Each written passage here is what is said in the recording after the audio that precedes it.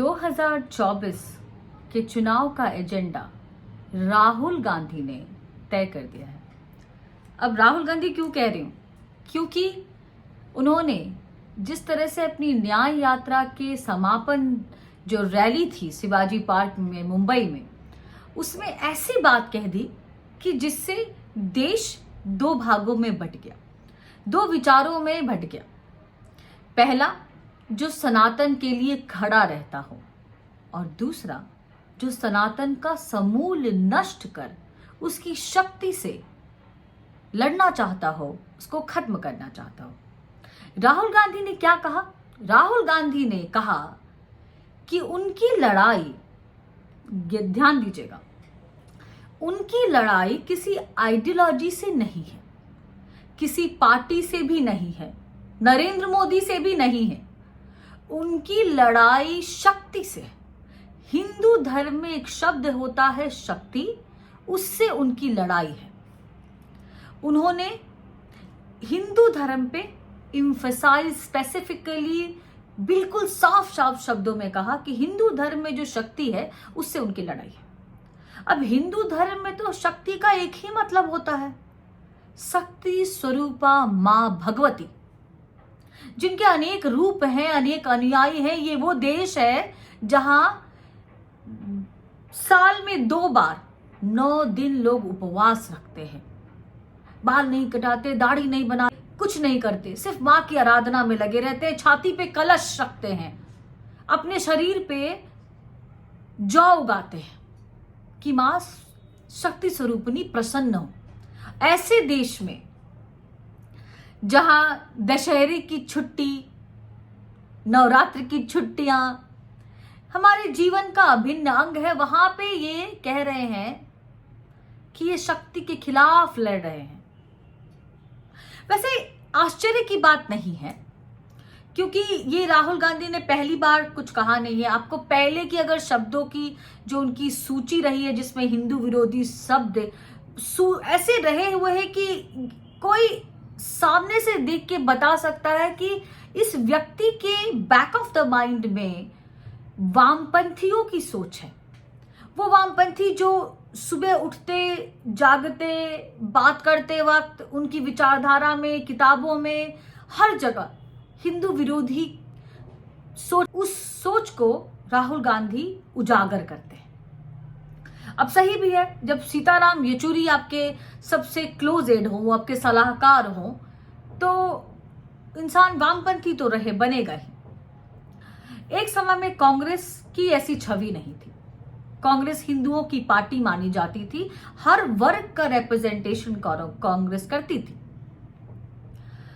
और उस वर्ग में सभी होते थे, अगड़े पिछड़े सब कुछ। लेकिन पिछले कुछ दिनों से आप राहुल गांधी की राजनीति देखिए, वो हिंदुओं को विभाजन करने के लिए और मुसलमानों को एकजुट करके एक जगह लाने वाली वोट बैंक की राजनीति के तहत उनके भाषण रहे हैं। पहला, जब हिंदुओं को डिवाइड करने के लिए वो ओबीसी का कार्ड खेलते हैं, जब लगता है कि इसका असर इतना नहीं हो रहा है तो फिर से वापस हिंदू विरोधी शब्दों का इस्तेमाल करते हैं ताकि मुस्लिम समर्थक जो वोट हैं वो साथ में आ जाए। राहुल गांधी की ऐसी सोच क्यों है, इसको बताने के लिए बहुत गूढ़ विश्लेषण की जरूरत नहीं है। उनको पता है कि हिंदू वोट एकजुट हो रहा है और इसीलिए जातियों पे वोट नहीं पड़ रहे। ये आपको उत्तर प्रदेश में जो नतीजे पिछली बार आए थे, या जो बिहार में नतीजे अभी दिख रहे हैं, जो प्री पोल प्रिडिक्शंस हैं उसमें दिख रहे हैं कि कैसे एनडीए एक बढ़त बनाए हुए है, कैसे एनडीए यूपी में भी बढ़त बनाया है, मध्य प्रदेश स्वीप हो रहा है। ये सब दिख रहा है क्योंकि जातियों पे वोट होना कम से कम हो रहा है। अब हिंदू आदिवासी सब एक ब्लॉक बन के नरेंद्र मोदी के पीछे खड़े हो रहे हैं। अब वो चाहे लाभार्थी योजना की वजह से हो, या फिर वो जो सनातन संस्कृति का विकास करने का जिम्मा नरेंद्र मोदी ने लिया हुआ है उसकी वजह से हो, चाहे वो राम मंदिर बनने की वजह से हो, या काशी विश्वनाथ कॉरिडोर बनने की वजह से हो, चाहे बनारस का विकास होने की वजह से हो, चाहे संगोल की स्थापना करने से हो संसद में, या फिर जिस तरह से साधु संतों का जिस तरह से सम्मान किया जा रहा है उसकी वजह से है। जो भी हो, ये हो रहा है। तो अब बच गया क्या? आपका 18-20% वाला मुस्लिम ब्लॉक।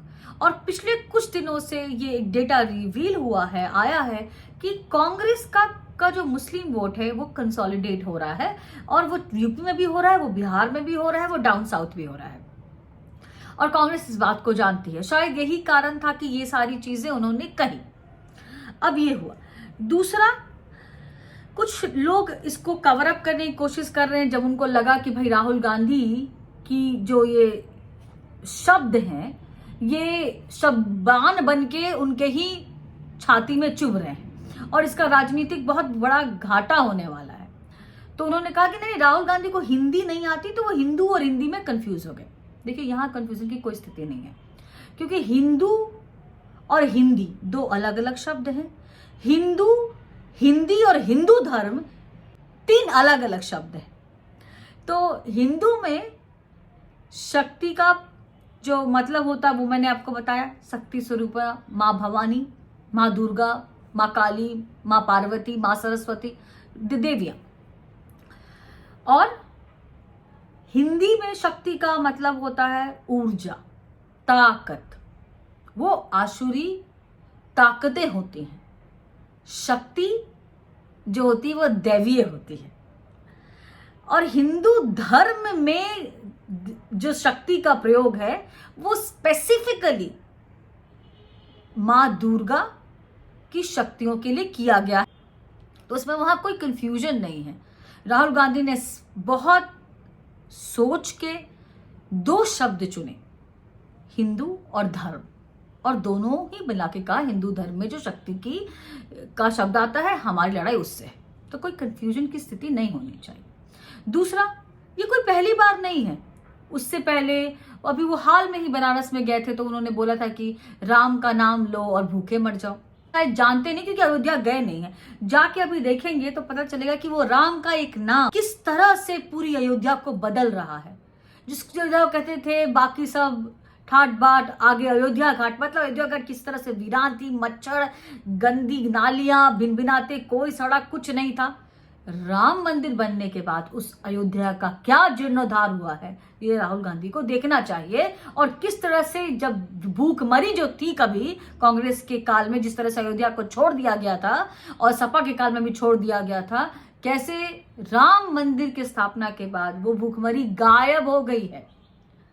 एक छाप लगाने वाला जो श्री राम का छाप लगाता है वो भी दिन के 5,000 कमा रहा है, और ये बात करते हैं राम की।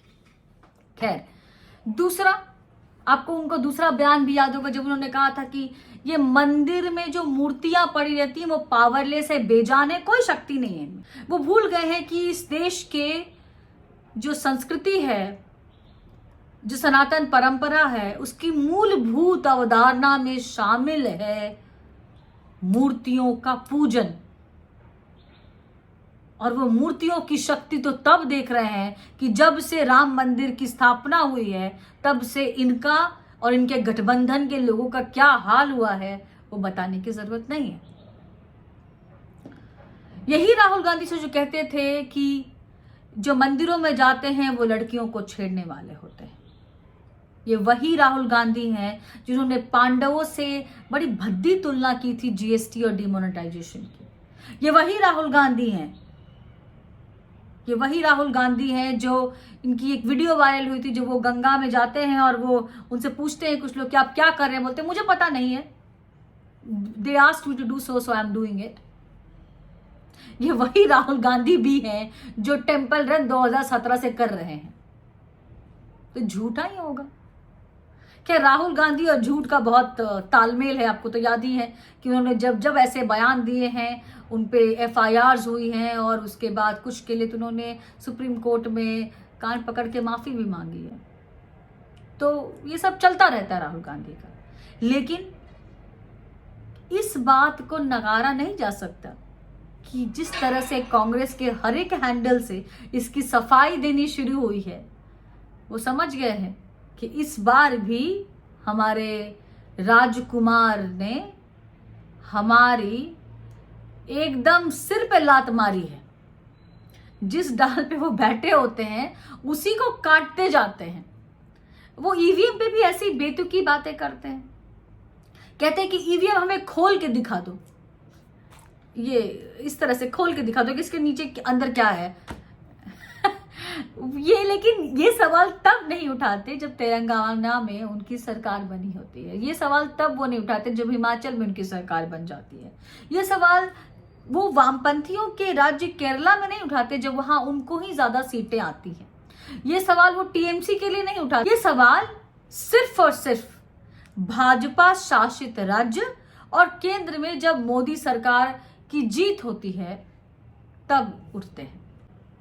खैर, राहुल गांधी को लेकर एक बात तो बिल्कुल क्लियर है, साबित हो चुकी है कि जैसा कहा जा रहा था कि राहुल गांधी परिपक्व हो गए हैं, ये एपिसोड देख के इतना तो कहा ही जा सकता है कि राहुल गांधी अपरिपक्व अभी भी हैं।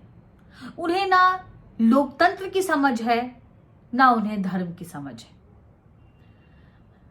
पर जनता है उसे इस बात की जरूर समझ है कि उसे किसको वोट देना है, उसको किसके पीछे खड़े रहना है और कौन शक्तियां दैवी है और कौन सी ताकत असुरी है, ये भी जनता जानती है और ये 4 जून को सामने आ जाएगा। नमस्कार।